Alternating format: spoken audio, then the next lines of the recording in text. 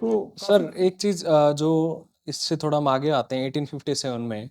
1857 की जो म्यूटनी हुई, जो रिवोल्ट हुआ, उसमें केसी यादव जी जो थे, जो रेनाउंड हिस्टोरियन थे हरियाणा के, इतना काम उन्होंने किया। उन्होंने कहा, वो क्लेम करते हैं कि वो म्यूटनी अंबाला से शुरू हुई थी, ना कि मेरठ से। मई 10 को मॉर्निंग में वो म्यूटनी अंबाला से शुरू हो गई थी, 8 घंटे पहले, रादर देन जब वो आपकी मेरठ से स्टार्ट होती है।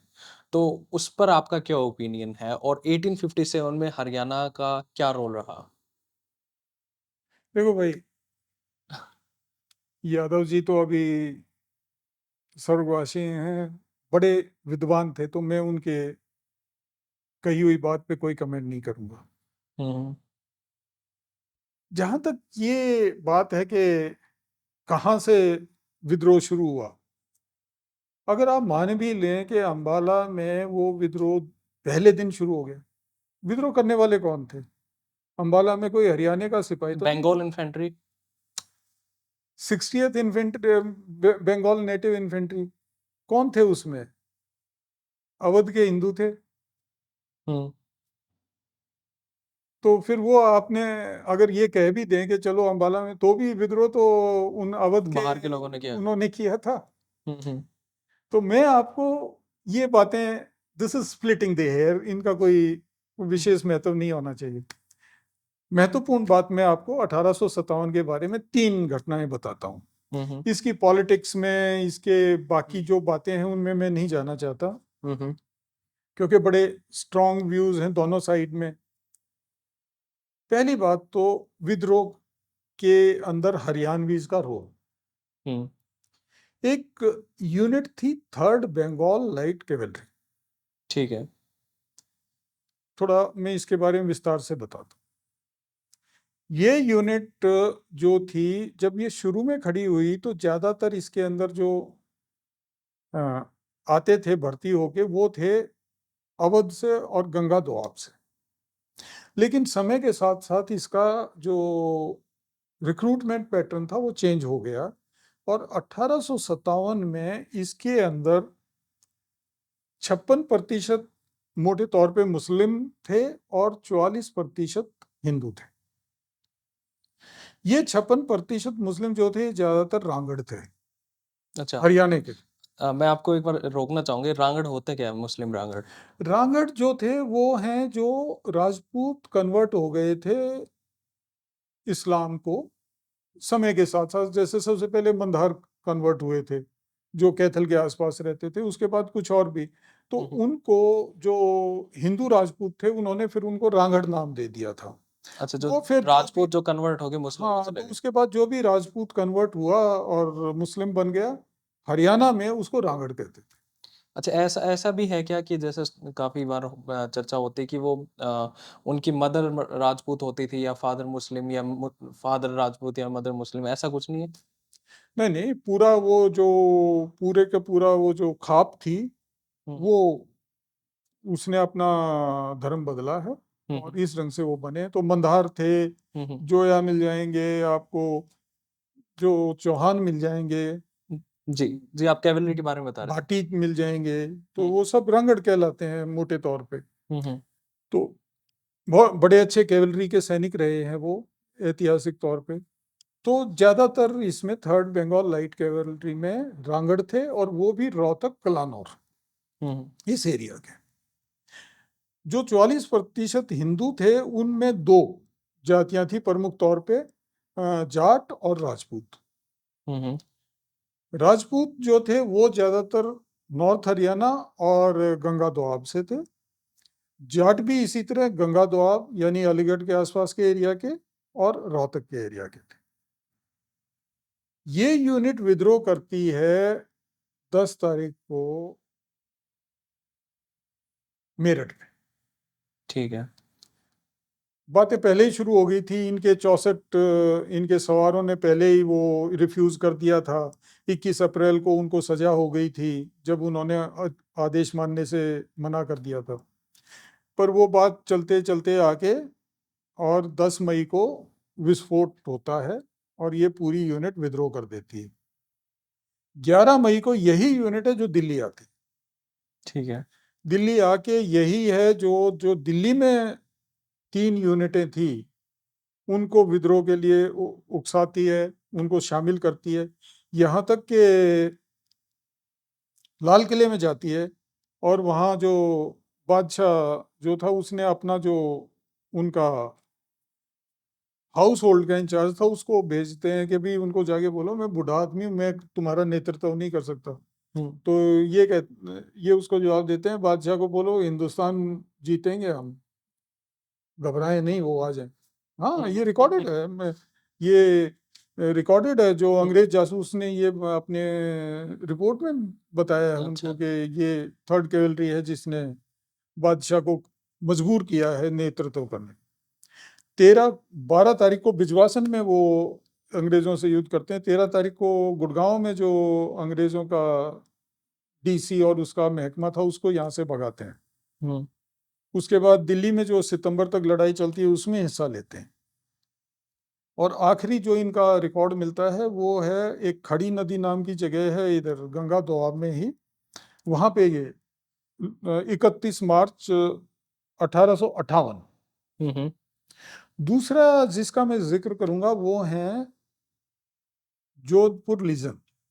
ठीक है।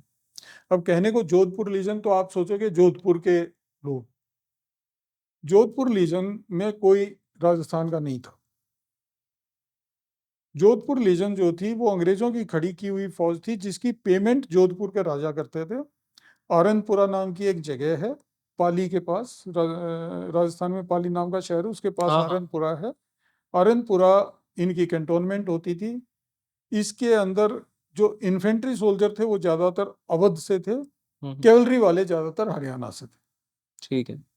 ये यूनिट वहां पे विद्रोह करती है अगस्त में।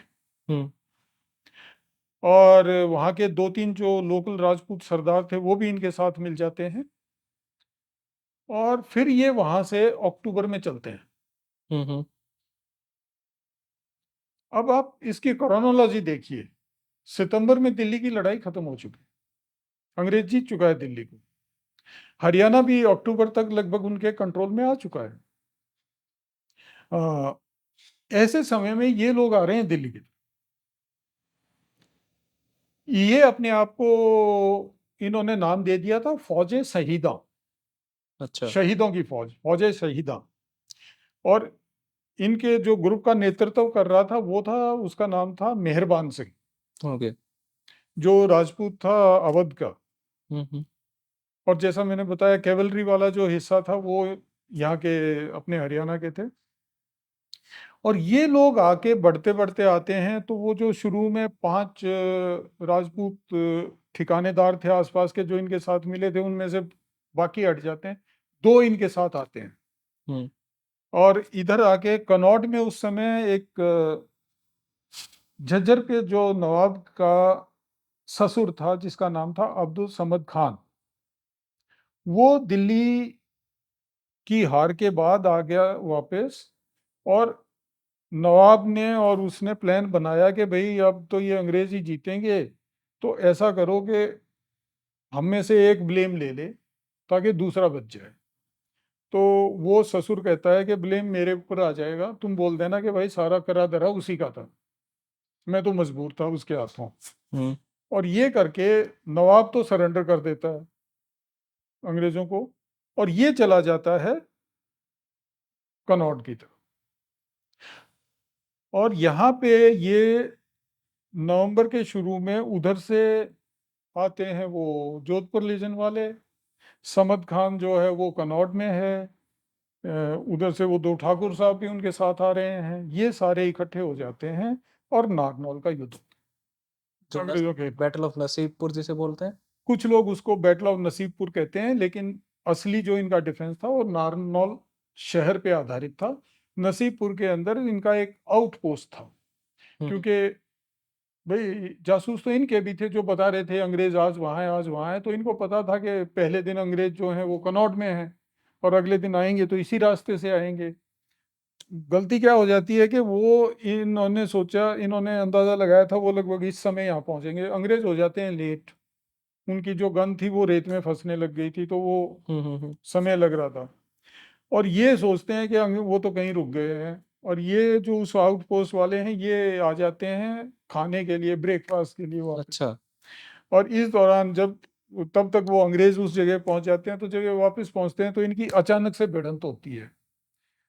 उस अचानक से भिड़ंत में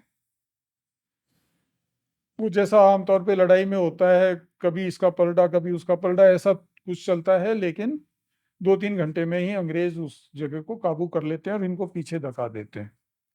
उसके बाद वो अंग्रेज आगे बढ़ते हैं, ये उनका रेजिस्टेंस करते हैं। शाम होने तक अंग्रेज जो थे वो नारनौल शहर में दाखिल हो जाते हैं। रात को भी लड़ाई चलती है। अगले दिन जब वो उठते हैं तो नारनौल खाली है। अच्छा। तो अंग्रेज देखते हैं कि नारनौल खाली है। तो ये जितने भी विद्रोही थे ये सब अपना वो उस जगह से, यहाँ से वो फाइनली अपने अपने रास्ते चल जाते ओके। हैं। अब इसके अंदर जो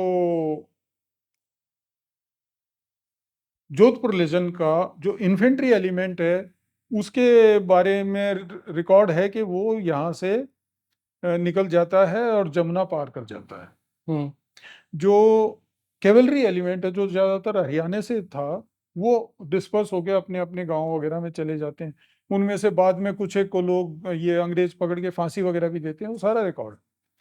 अब्दुल समद खान जो था नवाब का ससुर, वो यहाँ से निकल के जाता है, वो भी जमुना पार कर जाता है, और वो आखिर में जाके बरेली में नवाब से मिलता है, और उसके बाद उसका रिकॉर्ड मिलना बंद हो जाता है कि वो अच्छा, कहाँ अच्छा। गया। तो ओके।